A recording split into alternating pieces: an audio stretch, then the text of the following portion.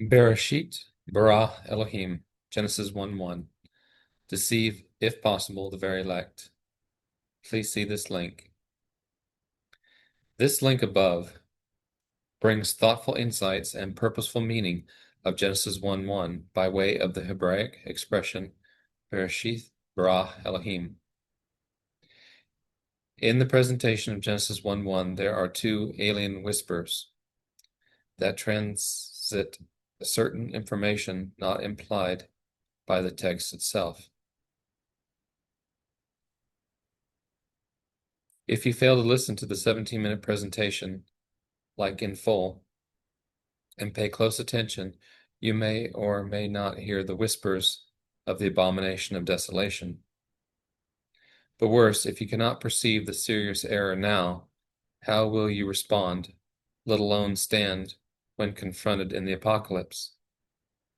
If you choose to not bother or refuse to acknowledge the importance of the scriptures, that's your sovereign decision. And no, the answer pinpointing the error will not be pointed out. Why?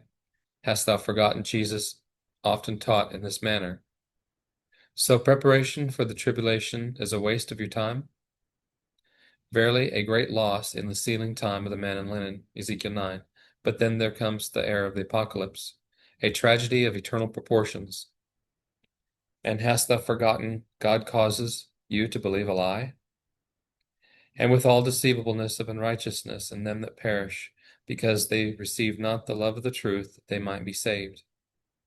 And for this cause God shall send them strong delusion, that they should believe a lie, that they all might be damned, who believed not the truth, but had pleasure in unrighteousness.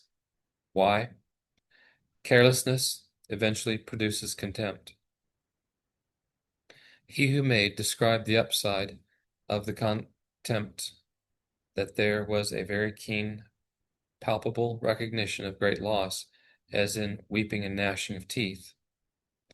Ignorance in every case when it comes to the mega deadly heresies permits the mystery of iniquity to render a subtle intrusion of unrighteousness beyond the barriers of critical thinking. Since the answers to identify the whispers won't be spelt out in this discussion, he who made new lazy people just do not appreciate the plainness of answers anyway.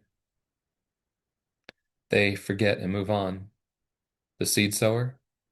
And why?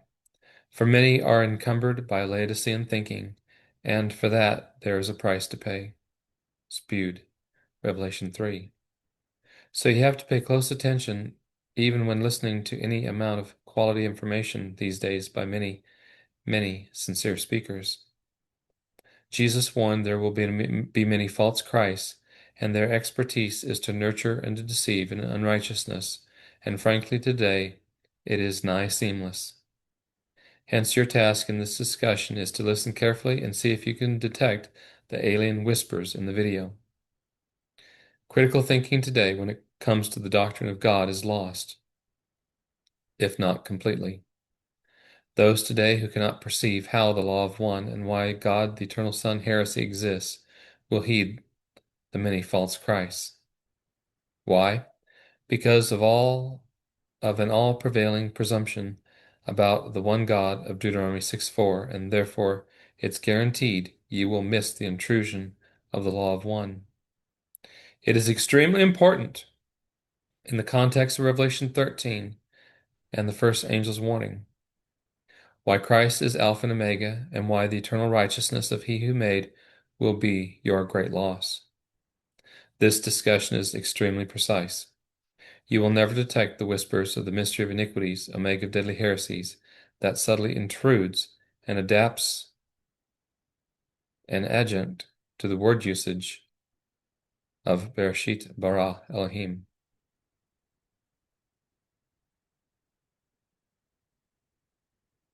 And therefore, when the omega of deadly heresies is woven into any narrative, and it is in this video, ask yourself, what does that achieve, especially when you witness a lot of sublime truth, but at the same time deceived?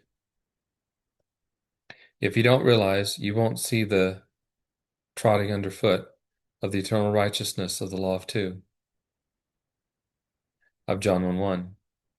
Full attention, careful listening can only determine what is missing when it comes to the doctrine of first fruits and the law of two.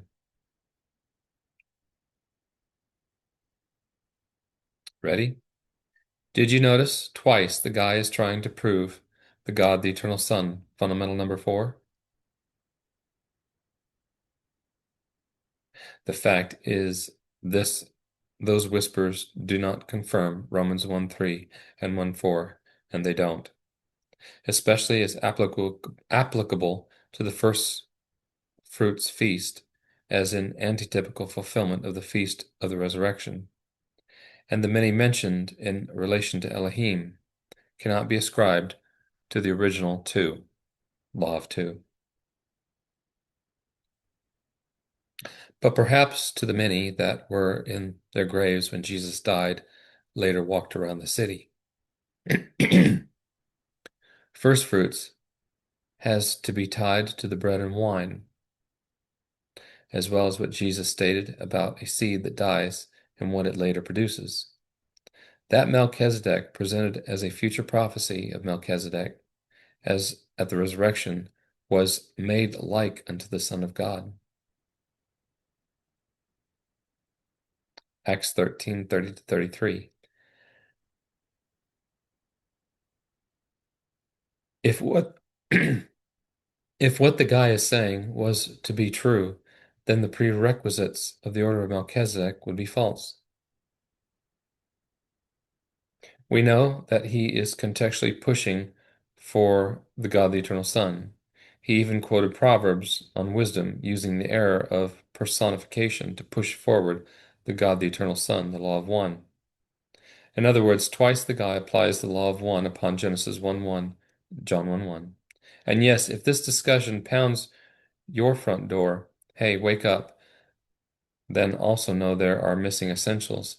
And so then, is not Christ knocking at your door to sup with you and you with him? Revelation 3, right?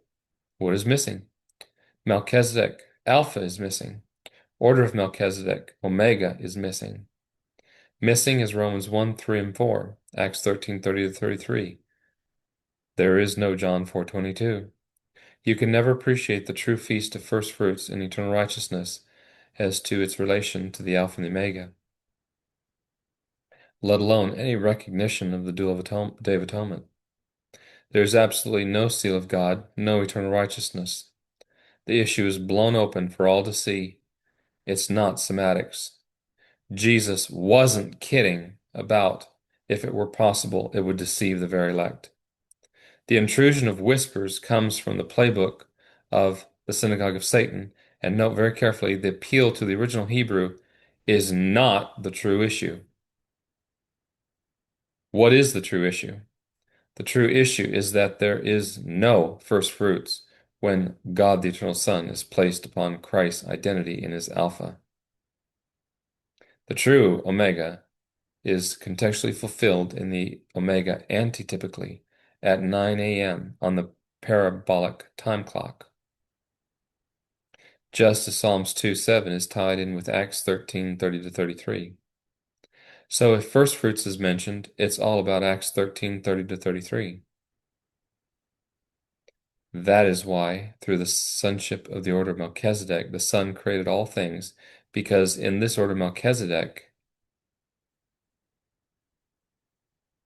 there is no father or mother, beginning of days, nor end of life. Sonship was a messianic prophecy during the time frame of Melchizedek, and later came to the fulfillment of the inclusion of sonship for the express purpose of Psalms 8, which was for what?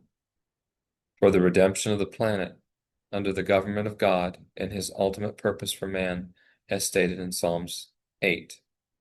As opposed to the emanations theory from segments of individual consciousness to universal so-called absorption into the universal spirit unity of pantheism. This is deception. It is the counterfeit of the unity of John 17. as to being the church, which equals the fullness of the body of Jesus Christ, which fills the universe at all points in the anthropomorphic, as opposed to the pantheistic. The former being the real deal in reference to humanity would include the physical spiritual retaking of Melchizedek, form of that former glory, which created all things. Yet both Melchizedek and the order Melchizedek possess the same prerequisite, no father or mother as in the original, as well as in the resurrection, which clothed the human form with the garment of Melchizedekian prerequisites. That is why it is written of the Son, "You, O Lord, your throne is forever." What is factored into the account is the unchanging nature of Melchizedek and the order of Melchizedek.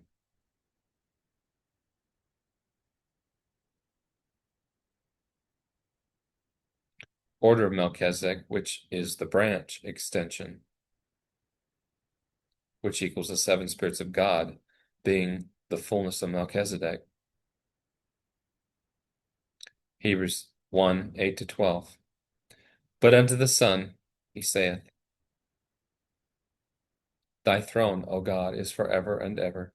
A scepter of righteousness is the scepter of thy kingdom. Thou hast loved righteousness and hated iniquity. Therefore God, even thy God, hath anointed thee with the oil of gladness above thy fellows. And thou, Lord, in the beginning hast laid the foundation of the earth, and the heavens are the works of thine hands. They shall perish, but thou remainest, and they all shall wax old as doth a garment. And as a vesture shalt thou fold them up, and they shall be changed, but thou art the same, and thy years shall not fail. This is critical. And why? Since the mystery of iniquity will use this for defining the eternal nature of sonship prior to the incarnation.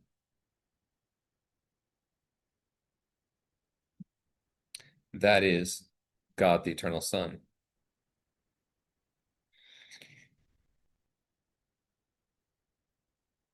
Acts 13, a microcosm of the 1290.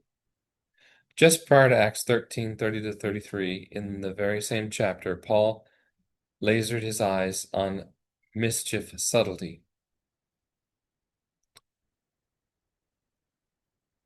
Elymas, the sorcerer, for so is his name by interpretation, withstood them, seeking to turn away the deputy from the faith. Then Saul, who also is called Paul, filled with the Holy Spirit, set his eyes on him, and said, O full of all subtlety and all mischief, thou child of the devil, thou enemy of all righteousness, wilt thou not cease to pervert the right ways of the Lord? And now, behold, the hand of the Lord is upon thee, and thou shalt be blind, not seeing the sun for a season. And immediately there fell on him a mist and a darkness, and he went about seeking some to lead him by the hand. Paul ventures to the synagogue, and then cometh verses 30-33. The resurrection of the Son, his true Omega status as distinct from his eternal Alpha identity. Now take note of Romans 11, verse 16. For if the first fruit be holy, the lump is also holy, and if the root be holy, so are the branches. What is this saying? The very root of the omega of deadly heresies is God the eternal Son.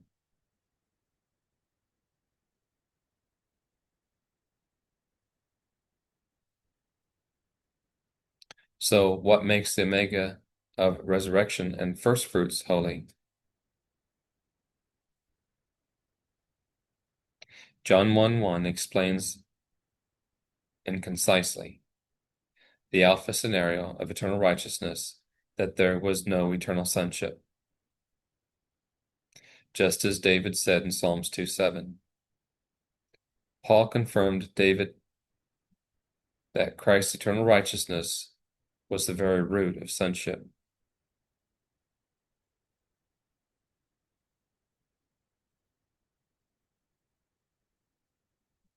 How? Christ was decreed a son by the resurrection. 13:30-33. Thereby divinely establishes Romans 1:3-4, and why Christ is ordained after the order of Melchizedek.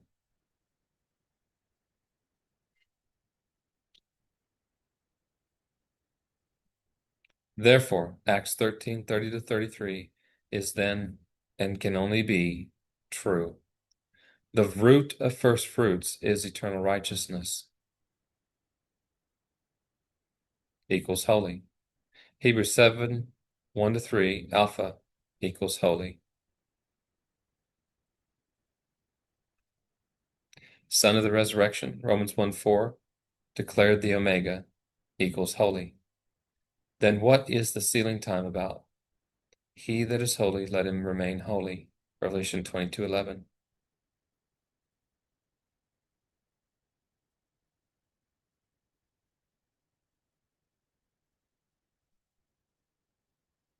Paul's encounter with Elymas.